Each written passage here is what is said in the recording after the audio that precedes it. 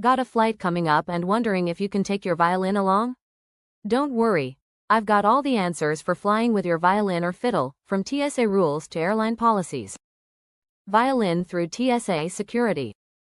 According to the TSA, you can bring your violin in both your carry-on and checked baggage.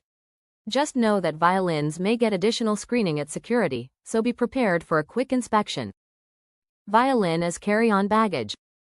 Airlines won't charge you extra for your violin, as long as it fits within the carry-on size and weight limits. That means if you've got your carry-on allowance and the violin meets the requirements, you're all set. Violin in checked baggage. While you can check your violin, it's not recommended. Baggage handling can be rough, and your violin could end up damaged or even stolen. I'd say keep it in your carry-on whenever possible. Packing your violin safely. If you're taking your violin on the plane, a hard shell case is a must.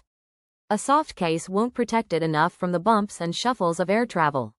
Keep it safe under the seat in front of you rather than in the overhead bin if it fits. Airline policies on violins.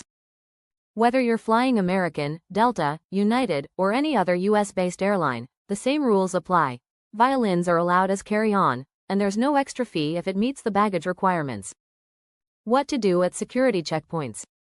At the TSA checkpoint, let the officer know if your violin requires any special handling. They'll give it the attention it needs, so you don't have to worry about damage during inspection. Violin and insurance. Before your trip, make sure your violin is insured. It's always better to be covered in case something happens during your travels.